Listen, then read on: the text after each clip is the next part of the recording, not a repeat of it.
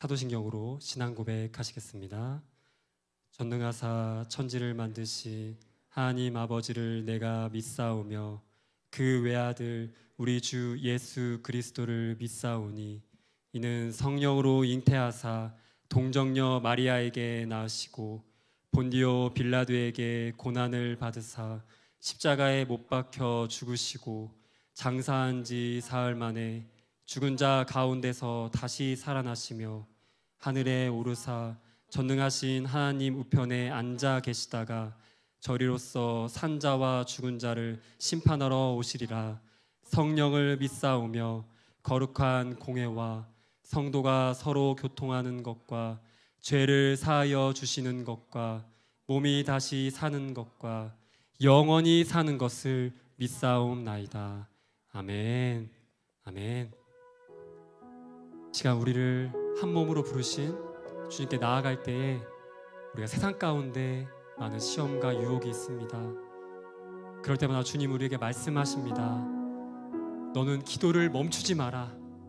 눈앞의 상황이 마음을 눌러도 너는 기도를 멈추지 마라. 우리 함께 묵상하시는 마음으로 함께 고백하시겠습니다.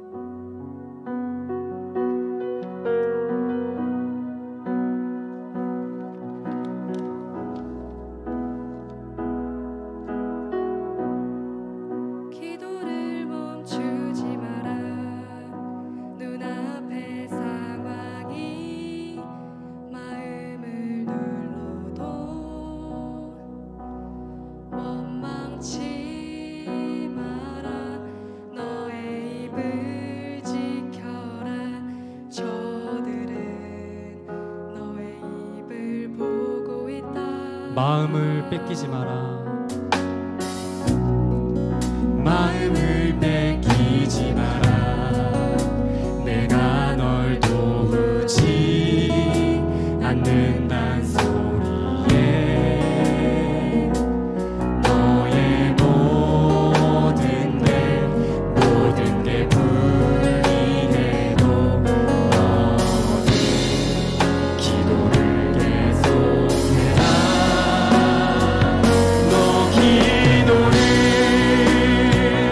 멈추지 마라.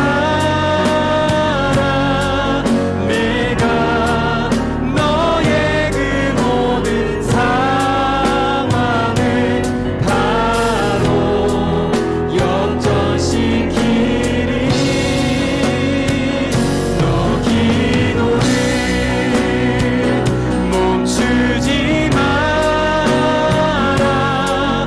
내가 잠시도 쉬지 않고 모든 걸 지켜보고 있으니 바로 역전. 우리 처음부터 다시 고백하겠습니다. 기도를 멈추지 마라.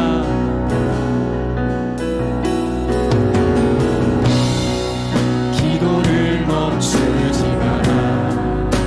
눈앞의 상황이 마음을 눌러도 원망치 마라. 너의 입을 지켜라. 저들은 너의 입을 보고 있다.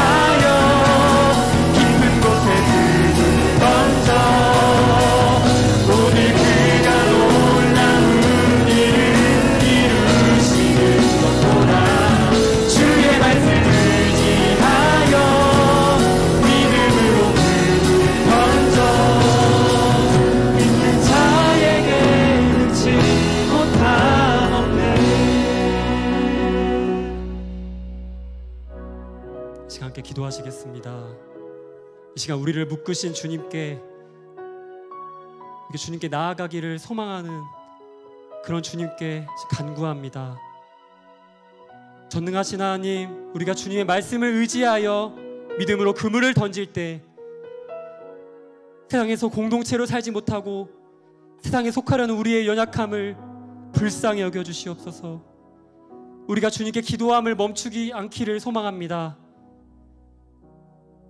그런 주님께 나아갈 때에 목사님 입술을 통해 강력하게 대언하여 주시고 이 시간 우리 가운데 말씀하여 주시옵소서. 우리의 기도를 멈추지 않도록 주님과 소통하기 원합니다.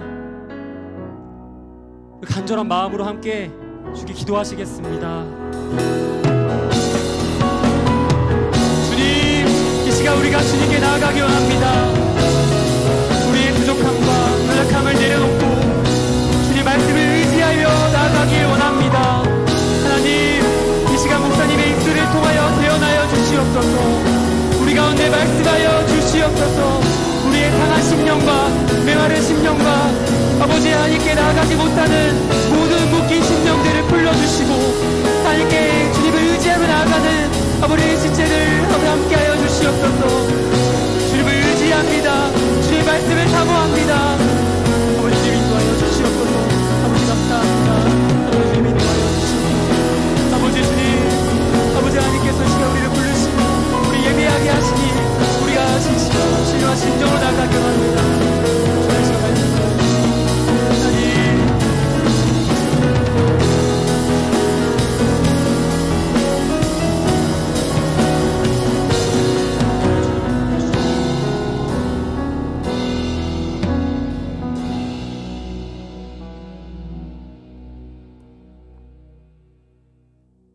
이 밤도 하나님의 귀한 전으로 발걸음 인도해 주심을 감사합니다.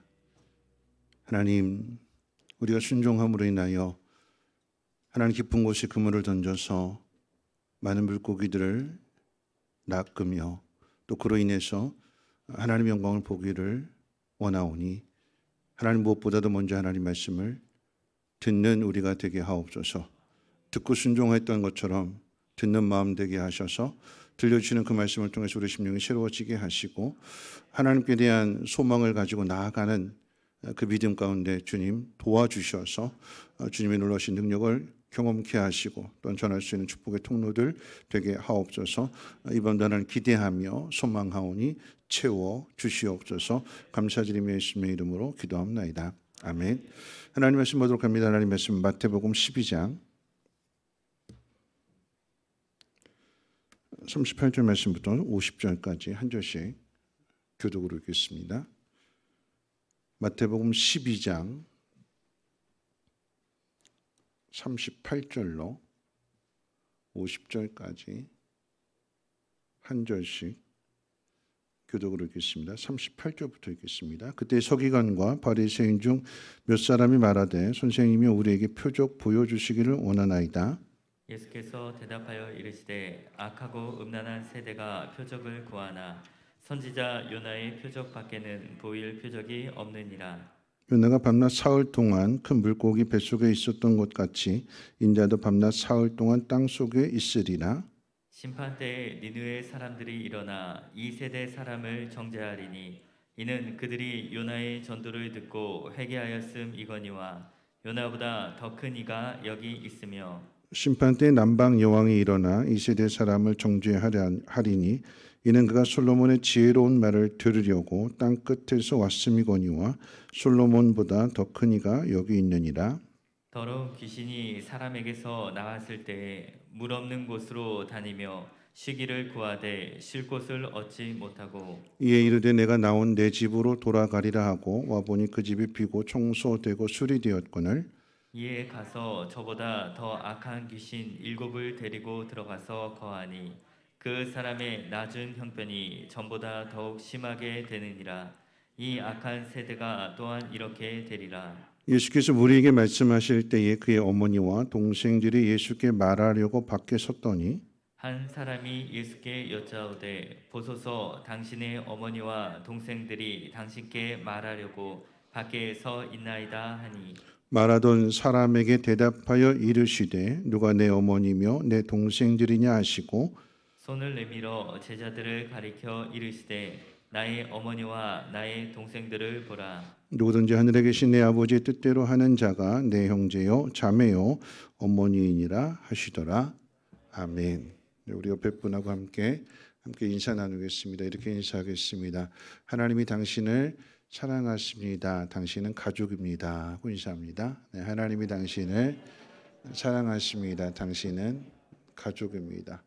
우리 다음 세대를 위해서 우리 젊은 청년들 또 특별히 학생들을 위해서 우리 함께 축복하실 때 오늘 이렇게 찬양 단 우리 학생들 이제 고3인데도 전에도 말씀드렸는데 고3인데도 불구하고 이렇게 찬양단을 매주 금요일마다 이렇게 열심히 찬양단을 했는데 하나님께서 어떤 결과를 주실까요? 잘 주실까요? 안 주실까요? 하나님 좋은 결과를 주시겠지요. 그렇죠? 그 이유가 어디에 있는가 하면 여러분 복된 말을 많이 듣기 때문에 그런 거죠. 우리 다음 세대를 향해서 인사하고 축복할 때 이렇게 인사하겠습니다. 당신을 통해서 세상이 하나님의 영광을 보기를 원합니다. 하고 인사합니다. 네. 당신을 통해서 세상이 하나님의 영광 보기를 원합니다. 네. 지난 주일 저녁 예수님의 가족이 누구인지에 대한 말씀을 이어가려고 합니다. 험한 세상을 살아가는 데 있어서 가족은 울타리가 되고 또 도움이 되고 큰 힘이 되죠. 그러나 한편으로 가족이 이제 순기능이 아닌 올바른 기능이 아닌 역기능, 잘못된 기능을 발휘하게 될 때는 가족에게 당한 상처만큼 아픈 상처도 없을 것입니다.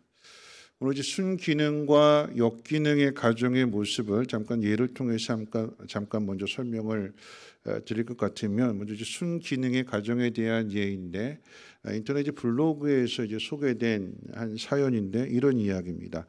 포항에 있는 한동대 다니는 딸인 것 같아요. 이제 엄마가 이제 다음 주에 성지 순례를 간다고 이제 출발한다고 해서 엄마를 좀 보러 가려고 시간을 내서 이제 깜짝 이벤트를 준비했습니다. 그러니까 포항에 있는 것처럼 학교에 있는 것처럼 이제 통화를 한 뒤에 엄마 앞에 깜짝 나타나는 그런 이벤트를 준비하고 집에 갔는데 딸이 오는 줄은 꿈에도 생각하지 못하고 엄마랑 아빠랑 외출을 나가는 거예요. 이벤트를 하려고 잔뜩 기대하고 짠하고 이제 집에 갔는데 엄마 아빠가 없는 거죠. 그 4시간 동안을 기다린 끝에 이제 엄마 아빠가 집에 돌아오게 되었는데 이제 그때 이제 동영상을 이제 그 엄마 아빠의 반응을 이제 찍었는데 포항에 있을 줄 알았던 그 딸이 갑자기 집에 있는 모습을 보고 엄마가 너무나 행복해하면서 깜짝 놀라더라라고 하는 거죠. 이런 반응이었어요. 그러니까 이제 딸 이름이 은산이로 이렇게 나와 있는데 은산아, 까 그러면서 깜짝 놀라면서 선물이야 이렇게 딸을 보고 이렇게 너무나 반가워. 선물이야? 그러니까 네가 나의 선물이다라고 하는 거죠. 뭐 맛있는 거 사들고 손에 바리바리 싸들고 온 게 선물이 아니라 깜짝 그렇게 딸이 나타난 그 모습을 보고 이 엄마는 선물이냐고 묻는 것입니다. 그리고 이제 조금 뒤에 이제 큰 언니가 집에 왔는데 언니 역시도 똑같이 동생을 보더니 언니답게 이렇게 툭 한마디 던집니다. 뭐야? 그래가지고 이제 동생이 물어봤어요. 어때? 언니 어때? 하고 물어봤더니 이 언니도 똑같이 말합니다. 선물이야? 하고 선물 같아. 네가 온 것이 선물 같아. 엄마랑 언니랑 똑같은 반응을 보이는 것에 대해서 신기하며 놀랐다고 하면서 앞으로도 자주 종종 이렇게 놀래켜 주겠다 하면서 이렇게 글을 썼는데 그러면서 이제 뒤에 이제 덧붙여서 일기 비슷하게 이런 이야기도 했어요. 이제 그리고 나서 이제 엄마 아빠랑 대전에 있는 할머니에게 갔는데 할머니는 내가 갈 때마다 있는 현금을 다 주신다. 할머니가 주신 그 봉투에 이렇게 쓰여져 있었어요. 하나님과 할머니가 은산이를 사랑한다. 그러니까 손녀딸에게 할머니가 용돈을 주셨는데 그 봉투에다 하나님과 할머니가 너를 사랑한다 하면서 이렇게 용돈을 준 그 모습을 보면서 이렇게 이야기를 합니다. 결국 답은 가족이었나 보다. 집에 가서도 밤을 새서 회의하고 과제만 했는데도 집에 하루 다녀왔다고 회복이 다 됐다. 내가 온 게 선물이라는 말, 보고 싶었다는 말, 밥은 잘 챙겨 먹느냐는 말, 이런 말들이 나를 너무나 가볍게 들어 올려 꺼내준다. 가족은 하나님이 우리를 어떻게 사랑하시는지 알게 하시려고 보내주신 사람들인 것 같다. 이유 없이 존재만으로 사랑하고 사랑받는 것이 가능하다라고 하는 것을 가족들에게서 배운다. 나는 너무너무 부족하지만 그 사랑을 갚기 위해서라도 더 사랑할 줄 아는 내가 되어야겠다. 행복한 가정의 모습이죠. 여러분의 가정도 이런 가정이십니까? 이런 이벤트가 있고 그거에 대해서 깜짝 놀라는 반응을 하고 다른 무엇보다도 네가 선물이다라고 이렇게 축복해 줄 수 있는 말, 자신의 모든 것을 아끼지 않고 함께 나누어 줄 수 있는, 그래서 그런 사랑을 받게 될 때에 세상에서 받은 모든 상처, 아픔, 괴로움 이런 모든 것들을 다 날려버리고 다시 또 하루를 살아갈 수 있는 힘을 얻는 그런 가정, 이런 가정이 순기능의 가정이 되는 거죠. 반대로 이제 역기능 가정도 있는데, 이제 청소년 시기를 겪게 되는 자녀들로 인해서 긴장 관계에 있는 가정의 모습인데요. 아들은 아빠에게 시선도 주지 않고 밥을 먹고 있고, 그 아들은 엄마에게 짜증과 분노를 드러냅니다. 엄마는 안절부절하면서 아들을 달래주려고 합니다. 이 아들과 아빠의 관계는 정서적으로 단절되어져 있었고요. 엄마는 아들에게 지나치게 매여서 쩔쩔매는 모습을 그대로 보여줍니다. 아들이 이렇게 된 것은 부모의 영향 때문이기도 하죠. 그러니까 사회에서 스트레스를 받은 아빠가 집에 돌아왔을 때 그 아내에게 화풀이를 하고, 그러면 아내는 힘없는 자녀에게 그 당한 화풀이를 되돌려 줍니다.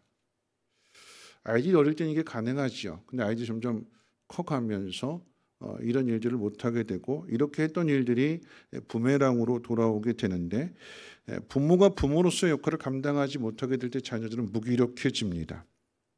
문제는 무기력한 부모 아래서 자란 아이들은 부모를 나중에 커서 조종하기도 하고, 마음대로 자기 마음대로 자기 뜻대로 부모를 거역하고 부모 말 듣지 않고 함부로 대하는 그런 모습, 자기 주장대로 하게 되는, 조종하는 그런 모습이기도 하고요. 또 이제 가정 안에 자기 편이 없다라고 하는 그런 아이들은 가출을 하기도 하고 사회에 적응하지 못하는, 심지어는 자살을 시도하는 경향도 많이 나타나고 있다라고 하는 것입니다. 순기능이 아닌 역기능으로 변해버린 가정을 통해서 겪게 되는 불행의 일들일 것입니다. 여러분, 오늘 본문에 보면 또 하나의 역기능의 가정의 모습을 볼 수가 있습니다. 오늘 이 이야기의 시작은 본문 앞에 있는 9절의 말씀부터 시작이 되는데요. 오늘 이 말씀을 이해하기 위해서는 9절로 넘어가셔서 9절에 한번 보시면 이런 내용입니다. 예수님께서 안식일에 손 마른 사람의 병을 고쳐주셨습니다. 그리고 22절로 넘어가게 되면 그때 똑같은 때에 귀신 들려서 눈 멀고 말하지 못하는 사람의 병도 고쳐주셨습니다. 그랬더니 그 모습을 본 바리새인들이 예수님을 가리켜서 귀신의 왕 바알세불의 힘을 빌리지 않고는 귀신을 쫓아낼 수 없다. 고로 예수님은 귀신 들렸다. 사람의 힘으로는 귀신을 쫓아내지 못하고 오직 귀신의 힘을 빌려서, 마치 무당이나 또 점보는 사람들이나 이런 영매들이 그런 일들을 하는 것처럼 예수도 똑같이 귀신이 들어서 지금 귀신을 쫓아낸다. 그러니까 예수님 하신 일들을 폄하하는 거죠. 왜곡시키는 것이고. 하나님의 아들로서 이 땅에 오셔서 온 천지 만물을 창조하신 창조주로서 행하시는 그 일들을 그저 사람의 관점으로 판단하고 해석하고 그것을 평가절하하는 그런 모습이기도 합니다. 그리고 나서 이제 마가복음 3장에 보면 지난주에 주일 저녁에도 말씀을 드렸습니다만 귀신 들렸다라고 하는 이 소문을 퍼뜨리게 되니까 이 일에 가장 앞장서서 소문을 퍼뜨리는 사람이 예수님의 친척들이었습니다. 예수는 요셉의 아들인데 마리아 아들인데 그렇게 30년을 그저 평범하게 지내는데 어느 날 갑자기 나이 30이 되더니 40일 동안 금식하고 나서 갑자기 변했다. 귀신 들린 게 틀림없다. 예전에는 안 그랬는데 갑자기 변했다. 갑자기 돌았다라고 하는 거죠. 갑자기 미쳤다. 그 소문을 누가 퍼뜨렸느냐? 예수님의 친척들이 퍼뜨렸어요. 지난주에 저녁 말씀드렸죠. 오늘 이 본문 가운데 마지막 부분에 있어서 예수님의 어머니와 또 그 동생들이 예수님을 찾아오게 된 그 이유, 그것은 정말 소문대로 예수가 돌았나, 미쳤나, 귀신 들렸나, 이것을 확인하기 위해서 왔다라고 하는 것을 알 수가 있습니다. 천사들이 전해준 그 소식, 그리고 무엇보다도 마리아는 동정녀 탄생을 통해서 예수님 누구신가를 분명하게 경험했고 12살 때의 그 일들 마음 가운데 새겼었는데 시간이 더 지나서 예수님이 30살이 되도록 그저 평범한 아이처럼 성장해가는 그 모습을 통해서 이전에 들었던 말씀들, 이전에 경험했던 그 모든 일들, 그 모든 것들을 다 잊어버리는 세월 앞에서, 시간 앞에서 받은 은혜, 들었던 말씀, 그리고 세상이 들려주는 그 이야기 앞에서 모든 믿음을 다 잃어버린 메시아라고 했던 그 이 확신이 흔들리는 모습을 보게 됩니다. 여러분, 근데 이 가족보다 더 심각한 것은 바리새인들입니다. 예수님께서 행하시는 일들을 받아들이지 않는 이 바리새인들의 악한 마음을 아시고 예수님께서 책망하셨어요. 그랬더니 이 바리새인들의 반응은 오늘 표적을 구할 때 이런 뉘앙스고 이런 마음입니다. 당신이 우리들을 나무라고 책망할 권위가 어디 있느냐? 표적을 보여라. 쉽게 표현하면 네가 뭔데? 네가 뭔데 우리를 나무라고 꾸짖고 우리에게 이런 이야기를 하느냐? 네가 그렇게 말하는 권위를 보여봐라. 넌 누구냐? 넌 뭐하는 사람이냐? 반문하는 것입니다. 무슨 자격으로 네가 우리에게 야단을 치고 책망하느냐? 여러분, 가정의 비유로 한다면 이런 모습이죠. 여러분, 부모가 자녀를 야단칠 때 삐딱한, 삐뚤어진 순기능이 아닌 역기능의 가정에 있는 자녀들, 삐딱한 자녀들 이렇게 이야기하는 거죠. 엄마 아빠가 무슨 자격으로 나한테 그렇게 이야기하냐고. 나에게 해준 게 뭐 있냐고. 무슨 자격으로 나한테 말하느냐고. 그럼 대드는 거예요. 반항하는 것입니다. 그럼 본문에 예수님의 가족이 누구인가를 소개할 때 제가 앞서 지난주 말씀드린 것과 연관지어서 오늘 조금 더 넓혀서 서기관과 바리새인들의 이야기를 지금 하는 것은 이 바리새인과 서기관들 역시도 넓은 의미에서 본다면 아브라함의 자손이고 유대인이기 때문에 넓은 의미에서는 가족이라고 말할 수 있습니다. 근데 가족임에도 불구하고 예수님을 받아들이지 않습니다. 이런 배경 하에서 누구든지 하늘에 계신 내 아버지의 뜻대로 하는 자가 내 형제요 내 자매요 나의 어머니라고 말씀을 하신 것입니다. 배경을 말씀드린다면 이스라엘 공동체가 하나님 아브라함을 택하시고 모세를 통해서 건져내셨고 가나안 땅에 들어가게 하신, 그래서 하나님의 나라라고 명명된 이 이스라엘 민족이 시간이 흘러가면서 하나님에 대한 믿음을 쳐버렸고 마땅히 행해야 할 일을 하나님 말씀으로 바르게 잘 가르치지 않고 순기능이 아닌 역기능이 되어져 버렸습니다. 하나님의 의와 진리와 거룩함을 드러내는 공동체가 아니라, 그런 나라가 아니라 그저 자기 자신들만 아는 이기적인 집단이 되어버렸습니다. 우리만 구원받는다. 너희는 다 지옥의 땔감이다. 개되지만도 못하다. 자기들만 구원받는다. 우리들만 구원받는다. 우리가 최고다. 그 누구도 받아들이지 않는 집단 이기주의에 사로잡혀 버렸고, 그래서 이스라엘 공동체가 변질되어 버렸습니다. 여러분, 왜 이렇게 되었을까요? 예수님은 오늘 그 이유를 본문의 말씀을 통해서 가르쳐 주시는데, 우리 39절 말씀 같이 한번 읽어볼까요? 39절 말씀 함께 읽겠습니다. 시작. 예수께서 대답하여 이르시되 악하고 음란한 세대가 표적을 구하나 선지자 요나의 표적 밖에는 보일 표적이 없느니라. 여러분, 예수님은 바리새인 한 사람을 가리켜서 악한 사람이라고 이야기하거나 바리새인이라고 하는 집단을 향해서 악한 집단이라고 말씀하시지 않고 세대가 악하다고 말씀하셨어요. 앞서 자녀들이 야단치는 부모를 향해서 엄마 아빠가 도대체 나한테 해준 게 뭐 있어? 무슨 자격으로 나한테 이런 이야기를 하는 거야? 하고 대들고 반항하는 그 이유가 어디에 있는가? 세대가 악하기 때문입니다. 여러분, 악하다라고 하는 것은 그 시대 문화 전체가 악하다라고 하는 이야기입니다. 노아 시대 표현으로 이야기한다면 사람이 생각하는 그 모든 것이 자기중심적이고, 그래서 결과적으로 자기중심적이라고 하는 것은 하나님을 거역하는 거예요. 하나님의 말씀보다도 내 생각, 내 뜻, 내 기준, 내 판단, 내 방법, 내 지식, 내가 더 옳다는 거죠. 그래서 하나님의 뜻을 거역합니다. 여러분, 사람들이 문제가 생겼을 때 그 문제의 답을 찾기 위해서 하나님 앞에 묻고 하나님의 뜻 안에서 답을 찾으려고 하기보다는 네이버가 스승이고 TV 드라마나 영화가 스승이 되고 요즘은 이제 유튜브가 스승이 되는 거죠.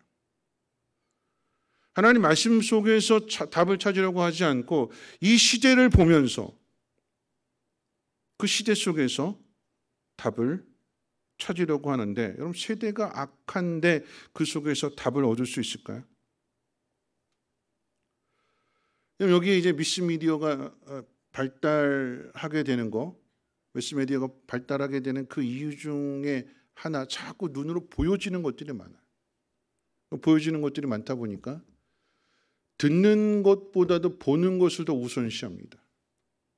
더 빨리 흡수가 돼요. 그게 인상에 남아요. 어떤 분이 그런 실험을 했어요. 손을 이렇게, 저를 이제 잘 보세요. 여러분, 이 손을 따라서 해보세요. 여러분, 이 손을 턱에다 한번 대보세요. 여기가 턱이에요? 여러분 대신 데가 턱이에요? 제가 뭐라고 그랬어요? 턱에다 대라고 그랬죠. 어디다 대셨어요? 물론 제가 잘못 가르쳤기 때문에 그런 것도 있지만, 우리가 듣는 것보다도 뭐가 더 우선이에요? 보는 게 우선. 보는 게 더 많이 남아요. 그러다 보니까 뭐 TV나 인터넷이나 유튜브나 이런 것들을 통해서 더 우리 마음속에 더 많이 와닿게 되는 거죠. 그게 옳은 것이라고 생각하게 되고, 내 형편, 내 사정, 여기에 대해서 다른 사람은 어떤가 자꾸 다른 사람, 다른 케이스를 보게 되니까 그 속에서 답을 찾으려고, 그러니까 어떻게 해요? 악한 세대가 계속해서 악해질 수밖에 없는, 하나님의 말씀, 하나님의 뜻에서 점점 더 멀어지게 되고 세대를 따라가게 되는, 근데 그런 세대가 어떤 세대냐에 대하여 오늘 이거 본문 바로 앞에 있는 11장, 마태복음 11장에 보면 그 당시의 세대를 가리켜서 이 세대를 무엇에 비유할까 하시면서 예수님께서 뭐라고 말씀하시는가 하면, 피리를 불어도 춤추지 않고 슬피 울어도 가슴을 치지 않는 세대라고 말씀하셨어요. 반응이 없다는 거죠. 앞에서 아무리 피리를 불고 기쁨을 표현해도 자기 감정, 자기 상태, 자기 형편이 더 중요해서 동요하지 않는, 앞에서 구슬프기 열고 슬피 울매도 불구하고 거기에 전혀 동요하지 않는, 함께하지 않는, 생각하는 것이 악하고 행하는 모든 것들이 악하고 하나님의 진리를 따르지 않는 세대에 대하여 남겨진 것은 심판밖에 없습니다. 그런데 오늘 본문의 말씀은 우리에게 중요한 사실 하나 가르쳐 주게 되는데, 세대가 악하고 사람들이 생각이 악하다면 남은 건 심판밖에 없어요. 그런데 모두가 다 심판을 받느냐에 대해서 아니라고 말씀합니다. 사람들이 악하니까, 그러니까 사람들이 악한 상황 속에서 순종하지 못하는 그런 여러 가지 핑계를 대겠지만 모두가 다 그런 것은 아니다라고 말씀하세요. 오늘 그 예외가 있다고 말씀하시면서 본문을 통해서 두 가지 그 본문의 예를 가르쳐 주게 되는, 그 첫 번째 예는 요나 시대의 예이고 두 번째는 솔로몬 시대의 예가 됩니다. 우리 말씀 같이 한번 읽어볼까요? 41절 말씀 함께 읽겠습니다. 41절입니다. 시작. 심판 때에 니느웨 사람들이 일어나 이 세대 사람들을 정죄하리니 이는 그들이 요나의 전도를 듣고 회개하였음이거니와 요나보다 더 큰 이가 여기 있음에. 여러분, 그 악한 니느웨 사람들도 요나가 전한 메시지를 듣고 회개했대요. 여러분, 요나서에 보면 니느웨 성이 워낙 커서 3일 길을 걸어가면서 회개하라 하면서 이제 하나님의 심판을 외쳐야 되는데, 이 요나가 하기 싫어서 3일 길을 다 가지 않고 그저 하루 길만 가면서 하나님의 심판을 경고했습니다. 회개하지 않으면 하나님께서 이 성을 멸망시킨다. 단 하루 길을 가면서 전했을 뿐인데 왕을 비롯해서 니느웨 성 사람들이 회개했대요. 돌이켰대요. 하나님에 대한 지식이 없습니다. 요나가 열정을 가지고 니느웨 사람들 한 영혼 한 영혼을 가슴에 품고 불타는 마음으로 한 영혼이라도 건져야겠다라고 하는 그 사명감으로 전한 것이 아니라 두드려 맞기 싫어서, 하나님 앞에 불순종하면 또 맞으니까 맞기 싫어서 맞지 못해서 억지로 그저 하루만 전했을 뿐인데 니느웨 사람들이 회개했대요. 그리고 오늘 뭐라고 이야기하는가? 회개하지 않는 사람들 앞에서, 악한 사람들 앞에서 하나님은 니느웨 사람들을 불러다가 봐라, 우리들은 회개했다. 근데 너희들은 왜 회개하지 않느냐? 하나님에 대한 배경, 하나님에 대한 지식, 오늘날로 표현한다고 하면 예수를 믿지 않는 가정에 태어나서 전혀 예수에 대해서, 하나님에 대해서 모르고 살았던 사람들이 어느 날 갑자기 전해진 그 메시지를 듣고 돌이키고 회개했는데, 하물며 예수 믿는 가정에서 태어나고 모태신앙이고 그럼에도 불구하고 하나님 말씀을 따르지 않는, 회개하지 않는 악한 세대를 본받고 악한 세대를 따라가는 그들에게 하나님께서는 믿지 않았던 가정에서 복음을 받아들이고 회개한 그 사람을 불러다가 회개하지 않은 사람들을 책망하시고 그들을 심판하신다라고 하는 것입니다. 이래서 못하고 저래서 못하고 핑계대고 변명하는 그런 우리들 앞에서 전혀 예수를 알지 못했는데 하나님 그들을 긍휼히 여겨주셔서 그들을 예수 믿게 하셨을 때 이들이 변화된 그 모습, 그들을 데려다가 우리를 책망하시고 우리를 꾸짖으신다. 한 걸음 더 나가서 두 번째 예가 되는 말씀이죠. 우리 42절인데 42절 같이 한번 읽어볼까요? 42절 말씀입니다. 시작. 남방요왕이 일어나 이 세대 사람을 정죄하리니 이는 그가 솔로몬의 지혜로운 말을 들으려고 땅 끝에서 왔음이거니와 솔로몬보다 더 큰 이가 여기 있습니다. 어디서 왔대요? 땅 끝에서 왔대요. 왜 왔대요? 남방 여왕이 솔로몬에게 왜 왔대요? 지혜로운 말을 들으려고. 비유하면 이런 이야기예요. 교회 옆에 집이 있어요. 예배 안 나와요. 가장 멀리 있는 그 사람이 하나님 앞에 나와서 예배를 한다면, 아우 시간이 없어서요, 바빠서요, 피곤해서요, 여러 가지 핑계를, 여러 가지 이유를 대는 그 사람 앞에 하나님 누구를 불러오신대요? 가장 멀리, 가장 먼 곳에서 하나님 말씀 듣기 위해서 찾아온 그 사람을 하나님 앞에 증인으로 세우셔서 순종하지 않는, 불순종한, 하나님을 거역하는 그런 우리를 심판하신다. 여러분, 이 말씀 속에, 이 표적에 대한 이야기 속에서 요나가 물고기 뱃속에 들어가 있던 그 3일의 시간, 또 예수님께서 십자가를 지시고 죽으시고 무덤에 3일 동안 계셨던 그 시간, 그러니까 예수님께서 행하실 일들을 요나의 표적을 통해서 가르쳐 주시는 것이기도 하지만, 여러분 중요한 것은 무엇이냐면, 모두가 다 이런 핑계 저런 핑계를 대고 있지만, 이래서 못하고 저래서 못하고, 세상이 악하니까, 세상이 그러니까라고 자기 합리화를 하는 사람들에 대하여 아니다라고 주님이 말씀하시는 거예요.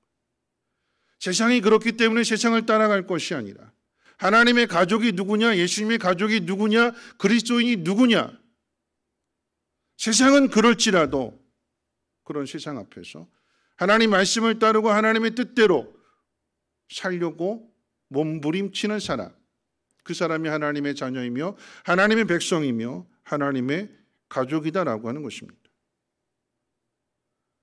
하나님께서 우리를 얼마나 사랑하시는가에 대하여, 하물며 니느웨 사람들조차도 요나 선지자를 보내셔서 돌이키기를 원하시는 그 하나님께서 이스라엘 백성들을 얼마나 사랑하시는가, 선지자보다도 더 귀한 그 아들을 하나님 이 땅에 보내주시고 그 아들을 통해서 우리에게 구원의 은혜를 베풀어 주시려고 하시는데, 오늘 바리새인들은 그 악한 세대 속에서 분별하지 못하고 하나님 말씀을 따르지 못하고 자기 기준과 자기 생각으로 자기라고 하는 그 틀 안에 갖춰져 있어서 메시아를 보지 못하고 메시아를 거역하더라라고 하는 것입니다. 여러분, 예수님은 악한 세대를 향해서 책망만 하지 않으셨습니다. 독사의 자식들아, 야단만 치지 않으셨어요. 그렇게 야단 치신 후에 그들을 위해서 십자가를 지십니다.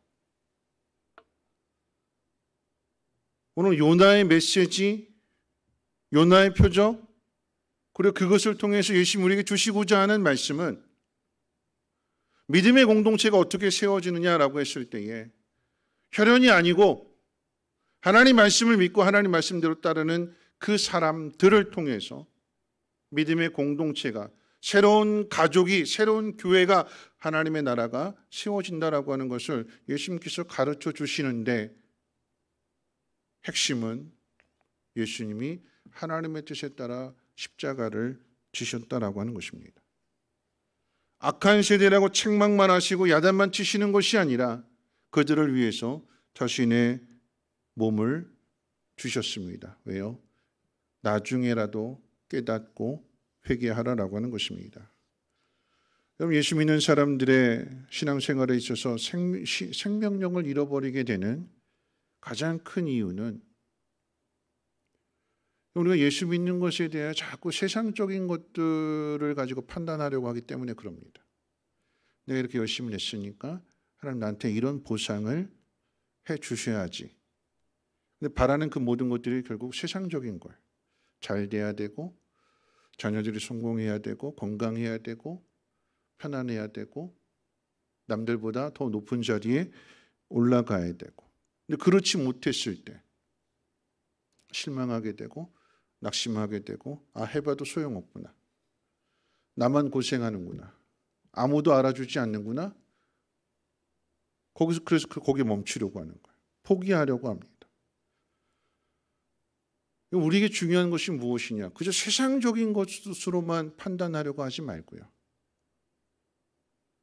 우리가 하나님 앞에서 점검되어져야 될 가장 중요한 신앙의 핵심은, 나는 하나님 말씀을 듣는 사람인가 있습니다. 들으려고 하는 거. 듣는다라고 하는 무슨 이야기일까요? 듣는 사람은 따라야지요. 순종해야지요. 아, 이건 이래서 못하고 저건 저래서 못하고 핑계대고 이유대고 변명하고 자기 생각으로 거절하고 고역하는 것이 아니라, 지난주에 말씀드렸어요. 여러분, 믿음은 받아들이는 거예요. 그게 믿음입니다. 왜 못 받아들일까요? 내 기준에 맞지 않고 내 생각에 맞지 않으니까 안 받아들이는 거예요. 믿지 않는 거죠. 여러분, 믿는다라고 하는 것은 받아들이는 거예요. 하나님 그렇다 하시면 이해되지 않는다 할지라도 그걸 받아들이는 거예요. 깊은 곳에 가서 금을 던지려라고 하면 내가 밤이 맞도록 수고해서 헛된 일이고 헛땅치는 일이고 그런 생각이 내 마음속에 들어온다 할지라도 그걸 뿌리치고, 예수님 말씀이기 때문에, 그래 가보자, 다시 한번 해보자, 그리고 말씀하신 그대로 한번 던져보자. 그게 순종이에요. 그리고 그것이 믿음입니다. 우리가 깨어지고 부딪히고 다듬어져야 되는 부분이 여기에요. 우리가 보상받는 것이 어디에 있는가? 세상적인 것을 가지고 나 이런 사람이야 자랑하고 떵떵거리는 것이 아니라, 하나님 말씀 앞에서, 그래서 그런 의미에서 본다면 하나님 우리에게 가장 듣고 싶어하는 말씀이 어떤 말씀이냐면, 하나님 이렇게 해주셔서 감사합니다 라고 하는 그 감사의 고백도 중요하지만, 하나님이 더 기뻐하시는 고백은 그리 아니하실지라도 그럼에도 불구하고 나의 원대로 마옵시고 아버지의 뜻대로 하옵소서. 여러분, 그것이 믿음이고 그것이 순종이고, 여러분, 이런 가정의 모습이 순기능의 가정의 모습인 거죠. 아들은 아버지의 뜻을 따라야 되는 것입니다. 아버지는 명령하고 아들은 그 뜻을 따르게 되는, 그래서 아버지를 통해서 그 모든 것들을 공급받게 되는 하나님이 정해 주신 축복의 통로입니다. 그것이 가정이었고요. 이제는 이 가정이라고 하는 울타리를 넘어서서 그저 혈연만, 내 핏줄이니까, 내 새끼니까, 내 형제니까 핏줄로 뭉쳐진 그런 집단 이기주의가 아니라, 예수님의 말씀으로 하나가 되어서 그 누가 온다 할지라도 그리스도의 사랑으로 품어주고 도와주고 가족이기 때문에, 오히려 예수님께서 바리새인들, 서기관들 또는 예수님 십자가에 못 박는 그 모든 사람들을 향해서 너희들이 어떻게 나한테 그럴 수 있느냐 원망하고 책망하시고 꾸짖으시는 것이 아니라, 오히려 그들을 용서하시고 십자가를 지셨던 것처럼, 우리가 정말 예수 그리스도를 믿는 사람들이라고 한다면 하나님의 뜻을 따르는 삶을 살아야 할 것입니다. 세대를 본받지 말고, 세대를 따라가지 말고, 세상의 말하는 거기에 귀를 기울이는 것이 아니라 오직 하나님 말씀 앞에 귀를 기울여서 하나님 우리에게 명령하시는 대로, 말씀 주시는 대로 그대로 행할 수 있는 우리 성민교회가 되기를 주님의 이름으로 축원을 드립니다. 말씀 마치면서요, 오늘 이 말씀 가운데 그런 말씀을 하셨어요. 앞에 이제 귀신 들렸다라고 하는 그런 소문에 대하여 예수님이 그렇게 말씀하십니다. 귀신을 내쫓았다고 안심하지 말고, 내쫓겨진 그 귀신이 다시 들어가려고, 익숙하니까 편하니까 옛것이 좋으니까 다시 들어가려고 내쫓긴 귀신이 더 많은 귀신들을 불러온다고 했어요.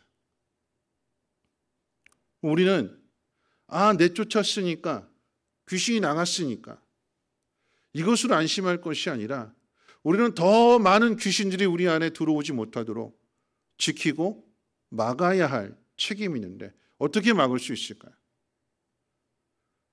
더 큰 군대를 이끌고 귀신이 우리를 넘어뜨리려고 할 때 우리는 어떻게 우리 자신을 지켜낼 수 있을까요? 단 하나의 방법밖에 없습니다. 내 안에 거하시는 성령님을 따라 순종하는 것입니다. 내 안에 계신 하나님의 영의 인도함을 받는 것이고 순종하는 것이고요. 우리 자신을 깨끗하게 계속해서 청소하는 길밖에 없어요. 근데 어떻게 청소하느냐?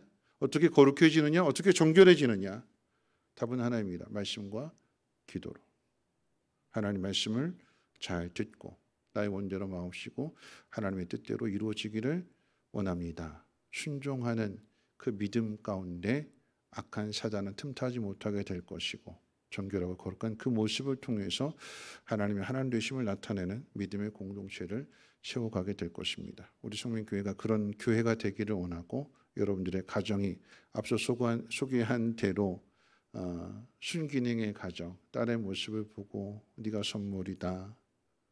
소녀딸을 보고 하나님과 할머니는 너를 사랑한다. 축복해주고 그 사랑 안에서 잘 자라서 또 하나의 아름다운 공동체를 세워갈 수 있는 우리 모두가 되시기를 주님의 이름으로 부탁을 드립니다. 기도합니다. 좋으신 하나님 감사합니다. 오늘 하나님 말씀을 듣습니다. 하나님 우리에게 주어진 모든 상황들에 대하여 시대가 그러니까 핑계대고 변명하지 않게 하시고 요나 시대에 니느웨 사람들이 말씀을 듣고 회개했던 것처럼 그리고 저 멀리 남방의 여왕이 솔로몬의 지혜의 말씀을 듣기 위하여 저 멀리서부터 찾아왔던 것처럼 우리 안에 하나님 말씀을 향한 그 사모함이 회복되게 도와주셔서 아무리 멀고 아무리 피곤하고 아무리 힘들지라도 사모하는 마음 가지고 하나님을 찾는 우리 모두가 되게 하시고 이번도 하나님을 찾는 마음으로 하나님 앞에 나왔사오니 우리의 마음 어루만져 주시고 응답해 주시고 하나님의 선하심을 나타내 주시옵소서. 감사드리며 모든 말씀 예수님의 이름으로 기도하옵나이다. 아멘. 우리 이렇게 찬양하실 텐데요. 우리 십자가를 질 수 있나 461장 이 찬송의 가사를 한번 생각해 보면서 여러분 우리가 거룩해지는 것은 하나님의 뜻에 순종하는 것밖에 없죠. 하나님의 뜻에 순종한다라고 하는 것은 우리를 참 힘들게 하는 일이기도 합니다. 그런데 세상적으로는 힘든 거지만 주님 뭐라고 말씀하셨는가? 수고하고 무거운 짐을 줬을 때 내게로 오라. 나의 짐은 가볍고 쉽다. 나와 함께 지자. 내가 도와줄게. 내게서 배워라. 못 갈 것 같고 하면 죽을 것 같지만 예수님 걸어가신 그 길 베드로도 갔고요. 제자들도 함께 그 길을 걸어감으로 이 땅에 하나님 나라가 세워지게 되는 것이고 아름다운 그리스도의 가정이 세워지게 되는 것입니다. 맡겨주신 사명을 잘 감당하겠다라고 하는 마음 가지고 우리 함께 십자가를 질 수 있나 함께 찬양합니다.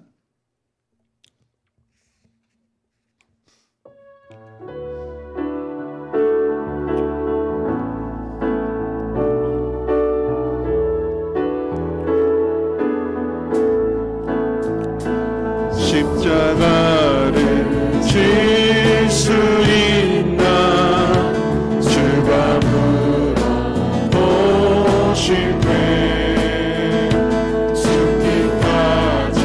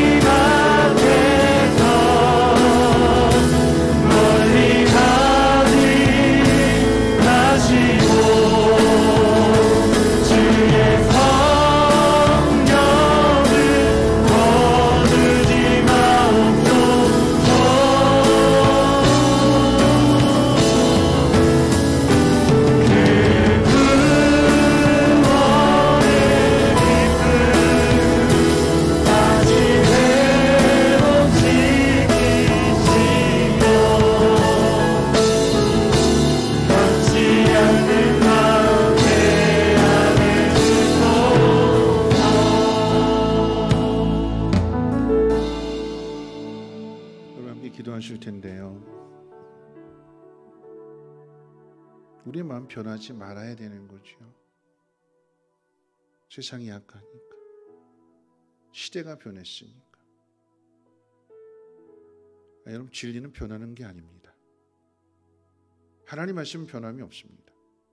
우리를 향한 사랑, 우리를 위한 계획, 우리를 위한 구원, 하나님은 변함이 없으십니다. 여러분, 중요한 것은 우리가 그 하나님을 믿느냐라고 하는 것입니다. 세상을 보고 낙심하고 절망하고 이런 이유로 이런 핑계로 포기하는 것이 아니라, 십자가를 진다라고 하는 건 마지못해서 억지로 도살장에 끌려가는 것처럼 그렇게 끌려가는 것이 아니라, 주님은 도망가지 않으셨고, 기도의 자리에서 강해지셨고 담대해지셨고 순종하기로 작정하셨기 때문에 잡히셨어요. 모진 고난을 다 당하셨습니다. 죽음의 자리에서도 살려달라고 애걸복걸하지 않으셨어요. 하나님의 사랑을 나타내셨고 자비를, 긍휼을, 용서를 나타내 주셨습니다. 오늘 우리가 거룩하고 정결해지는 길은 하나님 말씀 앞에 순종하는 길밖에 없습니다. 하나님 나에게 십자가를 지라고 하시는 것은 나를 힘들게 하고 나를 괴롭히시려고 하는 것이 아니라, 누구를 위한 십자가일까요? 나를 위한. 나를 새롭게 하시고 나를 거룩하게 하시고 나를 정결하게 하시고 내가 하나님의 자녀인 것을, 하나님의 종인 것을 세상 가운데 드러내시기 위하여.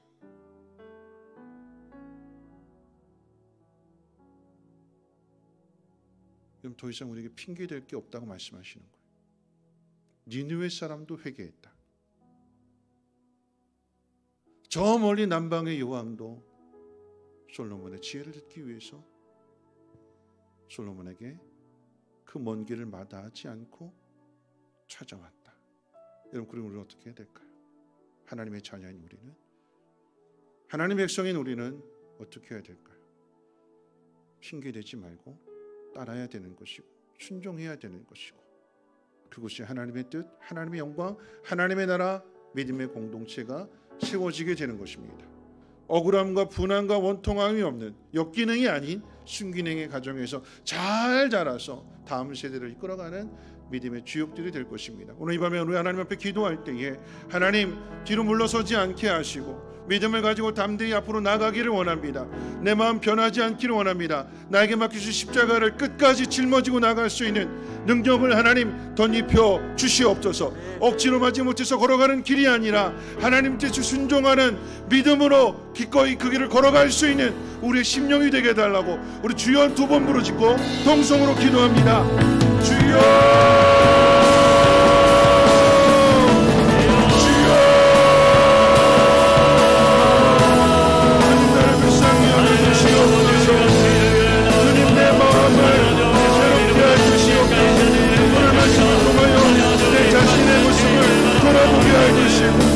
하나님의 뜻을 향하여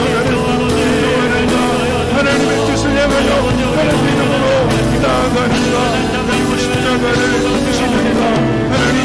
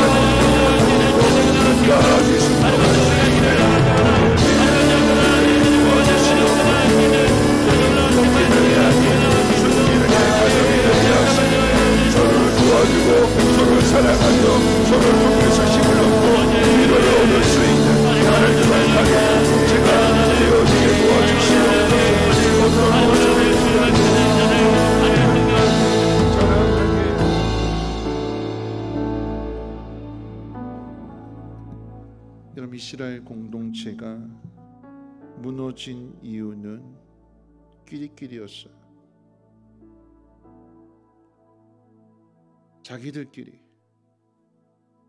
그 끼리끼리 문화가 결국은 예수님도 받아들이지 않고 십자가의 못을 받게 되는, 그래서 그 공동체가 무너지고 교회라고 하는 새로운 공동체가 예수 그리스도의 십자가의 죽음과 부활을 통해서 이 땅에 세워졌습니다. 우리 성민교회가 그런 교회가 되어야 되는 거죠. 그런데 여러분, 이 일은 저절로 되어지지 않습니다. 앞서 말씀 가운데 아름다운 가정의 모습, 그렇지 못한 가정의 모습을 제가 소개해 드렸는데, 아름다운 가정의 모습 저절로 되는 것이 아닙니다. 때로는 역기능의 가정이 다시 순기능으로 돌아와야 되는데, 그래서 주님이 오신 거잖아요. 책망만 하지 않으셨습니다. 비판만 하지 않으셨습니다. 책망하셨지만 핵심은 그들을 위해서 자신의 몸을 내어주셨습니다. 그때까지도 변하지 않았을지라도 주님은 그저 순종만 하셨어요. 그럴 때 하나님은 주님의 제자들을 통해서 놀라운 일을 이루어 가십니다. 오늘 이 일을 우리가 감당해야 되는 거죠. 우리 가정 안에서, 더 나아가서는 우리 성민교회가 누구라도 하나님의 마음으로 받아줄 수 있는 그런 공동체가 되기 위해서는 하나님 말씀을 믿고 순종하는 그 누군가가 필요합니다. 하나님의 자녀들이 혹시라도 잘못된 길을 걸어갈지라도, 부모의 뜻을 거역하고 자기 고집대로 살아보겠느라고 거역할지라도 그들이 다시 돌아올 수 있도록 앞서 믿음의 본을 보일 수 있는 내가 되게 하옵소서.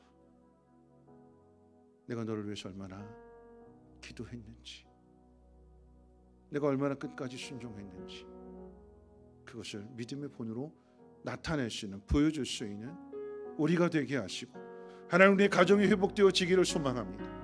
하나님 우리 성민교회가 회복되어지고 이 땅의 모든 교회들이 하나님의 공동체로 회복되어지기를 소망합니다. 하나님 이를 위해서 십자가를 지는 그 누군가가 있어야 되는데, 하나님 그 누군가가 내가 되게 하옵소서. 하나님 말씀에 끝까지 순종할 수 있는 믿음의 사람이 되게 하옵소서. 공동체가 회복되게 하옵소서. 우리 주여 한번 힘차게 부르시고 동성으로 다시 기도합니다. 주여, 하나님 회복되어지기를 원합니다. 하나님 다시 새로워지기를 원합니다. 하나님 이 땅에 하나님의 나라를 보여줄 수 있는 가정과 교회로 하나님을 보여줄 수 있도록 하나님을 불러주시옵소서. 하나님 이 세계를 본받으라고 하나님 거역하고 불순종하고 하나님 거스리는 하나님 우리 사랑하는 자녀들이 하나님 돌이킬 수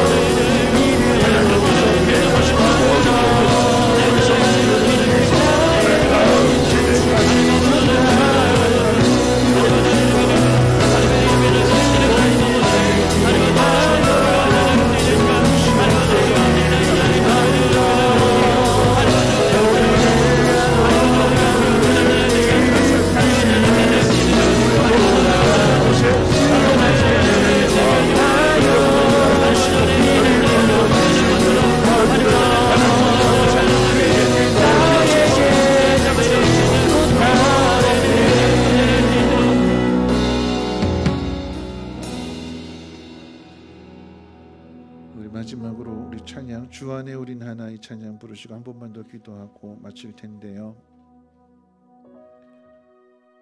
여러분 이 시대를 예수님께서 뭐라고 말씀하셨는가? 피리를 불어도 춤추지 않고 습이 울어도 가슴을 치지 않는, 여러분 그 이야기는 무관심하고 무감각하다라고 하는 거죠. 오늘 서로를 돌아보아야 될 것입니다.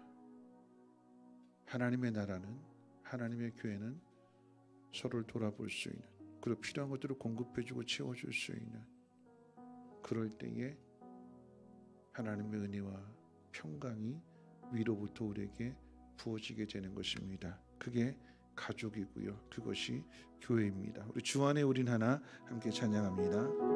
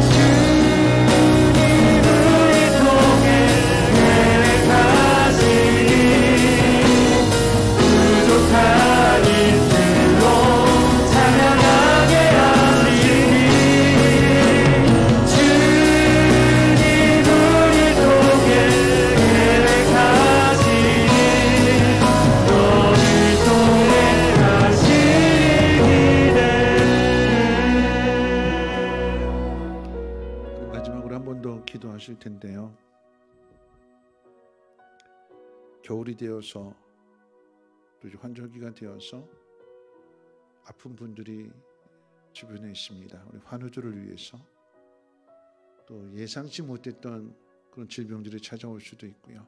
그런 분들을 위해서 서로를 돌아볼 수 있는, 서로를 격려해 줄 수 있는 환우들을 위해서 기도해 주시고, 또 12월 달 이제 한 해를 마치고 새해를 준비하는 데 있어서 우리 마음 가운데 소망이 가득하기를 원합니다. 못한다, 안 한다, 핑계대고 변명하는 것이 아니라 주님이 이루실 일을 기대하면서, 그래서 오신 거잖아요. 우리를 바꿔주시려고, 고쳐주시려고, 세상을 새롭게 하시려고. 그러면 주님의 뜻대로 따라가야 되는 거죠. 하나님, 우리 성민교회가 새로워지게 하시고 다가오는 2023년 이 땅이 회복되게 도와주셔서 하나님의 나라가 이루어지게 하옵소서. 우리 다음 세대를 위해서 기도해 주시고, 또 여러분이 가지고 있는 개인적인 문제들을 가지고도 마지막으로 한 번만 더 기도하도록 하겠습니다. 함께 기도합니다.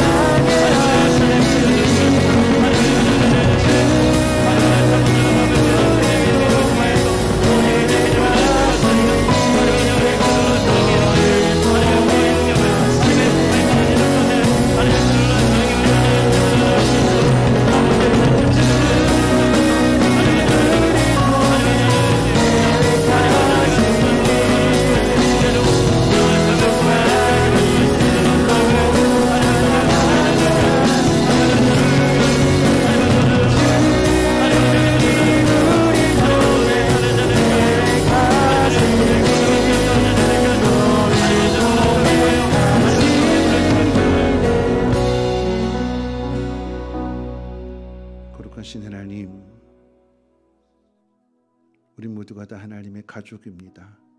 하나님의 아버지이시며 우리는 하나님의 자녀입니다. 그 이유 하나만으로 하나님 명령 앞에 순종하신 우리 모두가 되게 하시고, 아무리 어렵고 힘들지라도 또 아무리 멀리 떨어져 있다 할지라도 하나님 보고 싶어서, 하나님 만나기 위해서, 또한 그 가족들과 함께 하기 위하여 하나님 기꺼이 달려올 수 있는 우리 성민교회가 그런 믿음의 공동체가 되게 하옵소서. 그런 마음으로 하나가 될 때에 서로가 서로를 돌아보게 될 것입니다. 어떤 형편에 있는지, 어디가 아픈지, 무엇으로 고민하는지 서로 돌아보고 격려해주고, 또 우리가 희생해야 될 부분들 하나님 우리가 희생함으로써 하나됨을 이뤄갈 수 있는 믿음의 공동체가 되게 하옵소서. 가정 안에 있는 여러 가지 문제들 하나님 모든 것 감찰하시는 줄 믿습니다. 하나님 가정도 서로 사랑과 또 마음을 나누는 그런 아름다운 공동체가 될 때에 역기능이 아닌 순기능의 가정이 되게 하시고, 모든 선물들이 넘치는 복된 가정들 되게 하옵소서. 때로는 이해할 수 없을지라도 하나님 말씀 앞에 순종하는 그 모든 것 하나님 보셨기에 아름답고 선한 열매들 하나님 맺게 도와주시고, 서로에게 행복을 나눠줄 수 있는 그런 아름다운 축복의 통로들 되게 하옵소서. 특별히 하나님 이 시대에 하나님 우리 성민교회가 더욱더 새로워질 수 있도록 은혜 베풀어 주시고, 한 해 계획하는 모든 일들 가운데 순종하는 믿음의 은혜를 도와주셔서 사랑의 수고 믿음의 역사를 통해서 아름답게 선한 일들 펼쳐나갈 수 있도록, 그래서 하나님의 나라를 확장해 나갈 수 있는 거룩한 교회가 되게 하옵소서. 요한은 내게 복을 주시고 너를 지키시기를 원하며, 요한은 그 얼굴을 내게 비추사 은혜 베푸시기를 원하며, 요한은 그 얼굴을 내게로 향하여 지사 평강 주시기를 원하노라. 아멘.